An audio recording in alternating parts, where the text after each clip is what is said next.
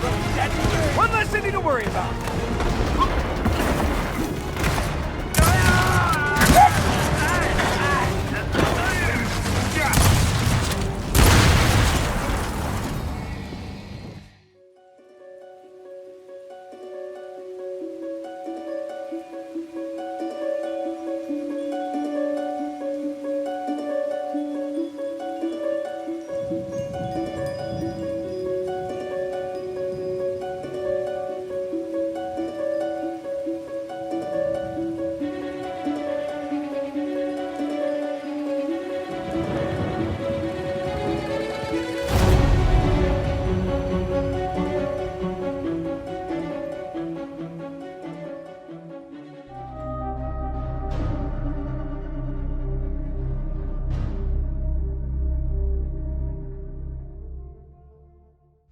Gears of War 4. Coincidentally, it's been 4 years since its release on October 11th, 2016, otherwise known as the year that the world rapidly accelerated its descent into chaos. I didn't miss Gears of War 4, I actually did play it around release. It was good and fun, but I stopped playing it. You see folks, I grew frustrated with my Xbox One. I didn't use it often, and when I did, there was a really cool update every time I turned that thing on. It would take about an hour or so, and I would kick and scream and curse the gods at Xbox for doing this to me. This is not a subtle knock on Xbox, I swear. I actually haven't used my Xbox One in a few years, so I'm actually not that qualified to tell you how it runs. I can just tell you I got stuck at one point in Gears 4 in Act 3, and I stopped playing for a bit. And every time I thought about picking it back up, I just couldn't be bothered to wait for my Xbox to update. Anyway, that's a pretty long-winded way of explaining why I'm 4 years late to Gears 4. I have a new PC and I just finished the game finally after all this time. I'm gonna give you my thoughts, should you care to listen. We'll touch on the story, the gameplay, the multiplayer, how my game runs generally, and whether or not I would recommend this title to anyone. Or maybe a specific group of people who have yet to be named. This is my obligatory spoiler warning. The game is a few years old, yes, I know, but I would like to protect the innocent and give you a chance to run if you still have yet to play the game, or you can just skip to where I would give my recommendation on this game or not. Okay, let's jump in. Gears of War 4 picks up 25 years after Gears of War 3. For all we know, the Locusts are gone, or supposed to be gone, and peace should be reigning supreme. Or we would like to think, at least. The game opens up on a commemoration ceremony of the 25th anniversary of humanity's victory over the Locust. First Minister Jin gives a speech to honor the COG, those who lived, and those who died. Present at the ceremony is Coltrane, Colonel Hoffman, and Sam Byrne, though notably Marcus Phoenix is absent. We then see and play through various flashbacks during the Pendulum Wars and immediately following E-Day, or Emergence Day. If you're watching the video and you don't know what any of that means, then I can't help you. I assume you clicked on this video because you were curious about Gears of War 4 or you like the Gears franchise. If you don't, then you're more than welcome to keep watching, but you'll be lost and confused. Kind of how I am confused when I see Paddington has a 98 on Rotten Tomatoes and Paddington 2 has a 100% on Rotten Tomatoes. I imagine that means they're good, but it's pretty high praise. Am I missing out considering I haven't seen them? Please let me know. Yeah, I know, it's not every day someone brings up Paddington Bear in a video about Gears of War, but here we are. So the intro is you playing through flashbacks, and it really is compelling in a way. It serves as a reminder to longtime fans about the events/lore of the world, as well as a way to bring in a new audience who maybe didn't play the previous Gears of War games. Everything here contextualizes the world, so whether you've forgotten and need a reminder, need a refresher, or maybe you just haven't played before, Gears of War 4 is very welcoming in that regard to new players of the franchise. We then meet up with JD Phoenix, son of Marcus Phoenix and his friend Del. As the COG sought to preserve order, they became more authoritarian, creating walled-off settlements and even instituting martial law as a way of keeping the peace and/or order. And JD and Del, disagreeing with the direction of the COG, abandoned them and joined up with the group of outsiders, helping them get supplies and gear to help their settlement stay afloat. JD is fine as the character, or protagonist, the main character, that is, in that he's likable enough that you won't hate him, and reliably performed by Nolan North that you won't mind his presence in any given scene. The problem that I have with JD, and it's something this series has always struggled with, is that even when the story of the games was at its best, beginning towards the end of Gears 2, and continuing to Gears of War 3, it was still overall inconsistent in terms of character development and story development. Some characters, mainly the main characters, received the bulk of the time and others received much less, and some even just getting quick dialogue mentions in cutscenes or gameplay. Think Ty from Gears of War 2, wherein that character was only in Gears of War 2 for a very brief period of time, and then he just goes and offs himself because he was tortured at the hands of the Locust. Now that is very sad, but you don't really get to know Ty too much outside of that. He's very underwritten in that way. Now I realize that I might actually be calling out my own ignorance here, I guess, because I have not read any of the books, and that's on me, so pardon my ignorance. It's the same with JD. He's not a terrible character or even poorly written at that. Rather underwritten. There were quick references to his motivations and his time in the COG, but we don't really spend any time learning much about why he joined the COG or why he left the COG. I warned you not to join the COG. What did you do? Dad, I told you, don't go outsider. The COG will hunt you down. Again, what did you do? Just shut up and look. Now yes, those questions don't necessarily need to be answered in full in this story, as Gears 4 tells us a much smaller story that is more personal than the original trilogy of games, but I felt the game could have done a better job of at least starting to pose those questions to the player. JD's friend Del, like JD, is just an underwritten character. I can believe he and JD have issues with the COG becoming more of an authoritarian regime, but what broke the camel's back for them, so to speak? Look, Del, if you're scared... Man, don't talk to me about being scared. Right now, I don't even know what kind of house it is. When you wanted to leave the COG, did I argue? Did I argue? You did not. Perhaps this is answered in Gears 5, but at least as an introductory to newer characters, it's more of a stepping off point rather than a brand new tale for the ages. Then there's Kate, whose mother runs the settlement JD and Del are currently working with. I found her to be most compelling of the new characters as her motivations and arc are more simplistic, but at the same time thoughtful and understandably driving her into action. Of course, it also helps that Laura Bailey voices her. Look, you know how this little guy starts out? Trying to stay alive. True. But if it survives, and most don't, it finds a way to change. The little larva becomes a chrysalis. Inside, it destroys and rebuilds itself, changing its color, its shape. It gets wings, claws. It slashes its way out of its cage, and then it's new and beautiful. Oscar isn't in the game for very long, but I like him because he's voiced by Jimmy Smits. But also, his opposition, at least in jest to JD and Del, is understandable given he also has a history with the COG. It's believable, and I would have liked to have seen more from his character. Raiding is what outsiders do. Until you two showed up. Now, boring. The group raids a COG settlement to steal a fabricator, which quite literally fabricates items almost out of thin air. Think 3D printing, but with guns and barriers. They are accused by First Minister Jin, who blames JD and Del for the disappearance of her people. She besets upon the DBs, or human-sized robots who try to kill them. Anyway, you kill the robots, steal the fabricator, and stop Jin from destroying the village of outsiders. The outsider settlement is attacked by an unknown force we learn later is the Locust Reborn, or the Swarm as they start to call them. And Kate's mother is taken by an enemy we would later be referring to as Snatchers because they snatch people, quite literally. JD, Del, and Kate set out to find Kate's mother, but first go and find JD's dad, who happens to be Marcus Phoenix, who is an expert on locust killing and can likely help them discover what exactly is going on and get Kate's mother back. Of course, we love to see Marcus again. It's been a long time, I imagine, since he's been in action, but he's ready to get right back into the fight. His inclusion here is pretty good. He doesn't overshadow the characters, and he does highlight the relative ignorance of the group in dealing with the Swarm. Again, it's good for new players to get those questions, and old players who are just happy to see Marcus again, and of course John DiMaggio, reliable as a gruffled old Marcus, who despite being older has not seemed to have lost that temper of his. There's a dropship! Shit, they're gonna mess up my fucking tomatoes! Also, not really that important, but can someone explain what Marcus does all day in that rundown estate? Like, he just seems to be hanging out.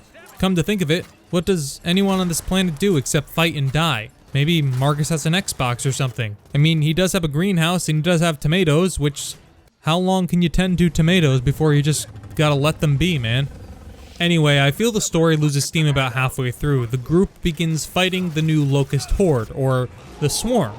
It is pretty cute. They start giving them names because I guess that's just how you name things in the heat of battle, and everyone's just kind of like, yeah, that thing's little and it slapped me around a bit. Let's call it a juvie. Oh, and that thing? It snatches things. Let's call it a snatcher. Oh, and what's that? That's a scion, because fuck it. Why not? Everything else here is fine. Nothing is terrible, but I think there's a lack of super interesting story revelations until about 3/4 of the way through, and by then the game is almost over. Also, I kind of guessed the plot twist. I guess you could call it about halfway through the game. This line by Marcus is very, very revealing. Your mother, What about my mother? she's alive. And she's not being treated like the others. Not potted. Where is she? We see Kate's mother hooked up to the network, with her life force seemingly feeding the growth of the swarm. It leads to one of the most heartbreaking scenes of the game, where Kate's mother asks Kate to cut her out, killing her in the process. This scene alone is why I think Kate resonated so much with me, because not only do we find that her mother was being used as a pawn of the swarm, we have to watch Kate cut her out of the network herself, and it's truly heartbreaking. Everyone that Kate ever knew in her village, and now, even the last remnants of her own family, is gone. We also learn in a bit of not so subtle, not so subtle visual storytelling that the amulet Kate inherits from her mother, who we are informed used to belong to her grandmother, bears resemblance to the symbol of Locust Queen Mira, implying Kate's mother was her daughter and Kate is her granddaughter. It's actually a great way to contextualize a Locust Queen in a way, where they can set up in Gears 5 a narrative that begins to develop a character who was lacking in the original trilogy of games. Again, this is why I say the middle portion seems a bit aimless, because the beginning promises a compelling narrative that doesn't really begin to flex its muscle until the end, and by then it's pretty much over. So, story-wise, I wanted more from Gears 4. But I wasn't completely disappointed. I just really wanted more from the characters and the plot, because what is here is a good starting point for a new direction of the series, but otherwise it's not entirely remarkable by any stretch of the imagination. Now, that's just the story. Does the gameplay hold up? Well, yes, in short. Though I do feel that the game kind of phones it in towards the end. I mean, those giant mech suits are kind of fun to play in, but it kind of feels like they just phoned it in, because there's really no challenge, though I did feel that the insane difficulty was a bit imbalanced, which I'll get into in a little bit. But when the original Gears of War launched in 2006, I would argue that it's an instant classic. The gameplay was fluid and fresh, and it really felt like it was taking advantage of the 360's hardware. And also, as much as they have fine-tuned the gameplay experience over the years and improved visuals and mechanics, the game still remains the gold standard in my mind. That doesn't mean 2, 3, or even 4 are bad. Gears of War 4 is a great refinement of gameplay mechanics that have not drastically changed over 10 years since the original. But there are times I felt the game was not doing exactly what I wanted to in regards to going to cover, vaulting over surfaces, and attacking enemies. So in that regard, I still think that Gears of War 1 probably has the best gameplay in the series. Now, look, I could just be bad at the game, but I did play the Gears of War 4 on Insane, and what is noticeable that I was not able to always go into cover at the right time, though I was trying to get into cover. I could just be bad and being frantic and not hitting the right inputs, but I think I was. I have no evidence of this, so you'll have to just take my word for it or play the game yourself. But otherwise, this franchise still holds up pretty well. It's fun to play, going from cover to cover, getting some pop shots in, or getting up close and personal and using the classic chainsaw. Cut those bitches down.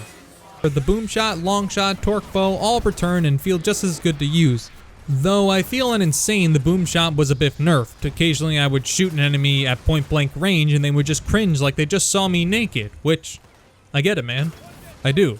It's gross. But come on, man, you should be dead. A new type of enemy to the series, as mentioned earlier, the robots, the DBs. You fight them for most of the first 2 acts of the game, and they're a new enemy type to the series. And to be quite honest, they serve very similar purpose to the Locust. They play very similarly, or they fight very similarly, difference being that they're a bit more mechanical in their movement. but they can do just about everything the Swarm can do, but mainly carry a new weapon to the series, the Enforcer, which is a gun that basically shoots electric projectiles. It's a bit inaccurate for my taste, but there's plenty of ammo for it in the first part of the game. It's hard to not rely on it. I believe a developer from the Coalition described the DBs as them wanting to get the player right into the action as soon as possible. Weird, there is only one part of the game where you seem to encounter them fighting the Swarm, though. There are trackers, which are little grenade/shock enemies that roll around. They don't take much to kill, and you can even kick them back. And the only other enemy that's a bit different is the Guardians, which are just drone enemies that fly around and have shields. They're new to this franchise, but not super unique overall. The Swarm, from the looks of it, are similar to the original Locust, but they look a bit different and are a bit more aggressive. You have the drones, which are the standard infantry. Then there's Scions, which are basically this game's grinders. They are bigger and even buff enemies, making killing them a must once you see them. You have Pouncers, and they quite literally pounce, and they shoot quills at you. Juvies are little creatures that are a replacement, I imagine, for Wretches, though they're just as annoying. Then there's the Snatchers. As I mentioned before, they snatch things. They're also really good at one-shotting you on Insane Mode. Carriers, I guess they're called carriers because they carry things, and they shoot organic projectiles at you, which is gross. And I like most of the new enemies, but a lot of them don't have super unique ways to kill them. It's just shoot your entire magazine, active reload, shoot again, and repeat until dead. Not the most thoughtful of gameplay moves, but it benefits from gameplay being as fun as it is. There's plenty of cover, and that brings me to another issue that I think this series has always had, and it continues here, is the pretty obvious going to be a fight in here areas because everything is conveniently placed to provide you with adequate coverage. It's a minor thing, but I would often just gasp at how easily it was to know I'm gonna fight in a given area, which later the game even pokes fun at. Hey, what do you know? Looks like it's all clear. No. You have got to stop saying that. Seriously. Saying what? All clear. Come on. It's a perfect way to jinx us. Come on, you're kidding. No, I'm not. Since this all began, when has it ever been all clear? Normally, I'd say jinxing has nothing to do with actual probabilities, but in this case, I agree. Don't say it. All right, this is ridiculous. Look around. It is all clear. Marcus, come on, man. Yeah, Dad, I don't know. They've kind of convinced me. Tell you what, if I really did just jinx us, I'll deal with it myself. Now, I know it's a third-person shooter and it's going to have tons of combat, but I just assumed, I guess, rather naively, that they would be a bit more subtle at this point about when a fight was going to happen. Also, the AI of your companions is not the worst in a game I've ever seen, but it isn't great. They do actually kill enemies, so that's helpful, but sometimes they just stand there and do nothing. Other times they just get in the way of your shots and then yell at you for shooting them. Like, really? Really, dude? Really irritating. It is especially frustrating on higher difficulties when precision is key. Also, this is not a Gears of War specific critique, but it does happen in this game. A lot of games artificially, I feel, increase their difficulty by just making enemies do more damage and you do less damage or throw more enemies at you. A lot of times the buff is to the enemies while none is given to you, so some parts of Insane Mode felt overly punishing, almost like developer Coalition was mad it took this long for me to finish it, so they made the game unevenly difficult, which would be impossible because they had no way of knowing that I was finally beating the game in October of 2020, almost 4 years after launch. Now, you probably hear that and you're probably just thinking, shut up, Ryan, get good. And I agree, I should get good. But also, maybe they should have balanced the harder difficulty more. I will give you an example. At one point, they throw 2 Snatchers at you, which, like, yeah, I get it. This is game escalating the challenge. This is the game escalating the challenge against me, the player. And you do have a turret in this area, but some of these larger enemies somehow or sometimes just ignore cover and can attack you right through it. So it's a little unfair. A new gameplay mechanic that's introduced is the wind flares as various parts of the game. It's basically understood that because the COG basically reaped the planet's resources, it has caused the planet to have extreme weather events, and it provides an interesting extra layer to gameplay where not only are you fighting the wind, so are your enemies. You can shoot barricades that projectiles launch at them, or let them get destroyed by a storm front. It's not too extreme that you can't manage it, but just enough that you get a bit of an extra thought to throwing a grenade that will just be kicked back to you via the wind. Otherwise, Gears of War 4 is still a fun game, and it plays well. Performance-wise, I had no problem running this game at 2K resolution with pretty much a locked 60 FPS with high settings. Occasionally in bigger segments, my frame rate would drop to about 53, 55 FPS, but it was never super noticeable, and I was satisfied with how the game held up given how much was going on screen. For reference, I have a Radeon RX 580 video card. Maybe you have experience with it and it's not the best on the market, but for me, it did the job very well. You could probably squeeze more performance out of a more high-end graphics card, but for what I was working with, it did just fine. The multiplayer was fun and enjoyable. It's just very easy to jump right into a match. And of course, the multiplayer has not changed drastically from Gears 3, and that is a good thing. Though I'm a bit biased towards the Gears of War multiplayer, being that it's one of the few games with multiplayer that I was actually really, really good at, or at least used to be good at. So when I say the multiplayer is pretty good as is, that's my personal preference. But one thing I think honestly nobody gives this game enough crap over is its loot crates. I'm not a fan of them. Sure, yes, most of the stuff is cosmetic, but when literally everything you want is cosmetic, and all I want to do is play as the classic Coltrane, it's like, come on bro, just want to play as Coltrane, baby. Ultimately, Gears of War 4 is a solid entry in the Gears of War franchise. It's fun, fast, and entertaining. Briefly, I'm going to mention quickly some things that I may have glossed over, or I'm going to summarize things that I did speak of. It has an uneven narrative with few characters who stand out, but it's enough to keep you enticed for the next entry. The gameplay is solid as it's ever been, even if it doesn't change the formula of the series too much. The voice acting is great and does well to sell the narrative even when it's not delivering much on exposition, which it definitely needs more exposition. It needs more of that, yeah. Sound cues hint that all the enemies are gone like in previous entries and that you picked up a collectible. Then there's of course the music that fits the gameplay in a way that is almost poetic, and it just really makes all the content here shine a bit brighter. Multiplayer is fun and competitive, and the game performs well under pressure. For this late review, or reviews in general, I don't include a number score. I just tell you what I think and tell you if I recommend it or not, and if I do recommend it, how much you should spend on it. I find the number scores are not at all encompassing as I would like. I feel that it would push you to just find out my number score and then disregard everything else I said. So I don't have a buy, rent, or pass type system or a number score, just a recommendation on what I would do if I were you. But it is important to note that I am actually, in fact, not you, so I can't make any decisions for you. That being said, I like this game quite a bit. It was fun, it was entertaining, and if you like Gears of War, you'll like this game. It is a bit padded out in the middle and drags a bit, but it's interesting and smooth enough of an experience I can recommend it without hesitation. Now, likely if you're watching this video, you've probably already played the game or at least have watched the cutscenes on YouTube or something. But to the extent that I can recommend this game to you, there's great news for you. If you're just seeing this now and haven't played it yet, but want to, or maybe you want to get back to it, it's only about $17.99 on Amazon or $19.99 on the Microsoft Store. Of course, if you have Game Pass, you can play it for free, or purchase it at $15.99 or 20% off of the $19.99. For what you get, it's a low-risk entry fee and you don't have much to lose. Anyway, thanks for watching. I hope you liked the video. If you don't, give it a thumbs down. But if you did, give it a thumbs up. Feel free to like and subscribe to the channel for more content like this. And again, thanks for watching. I love you. Maybe.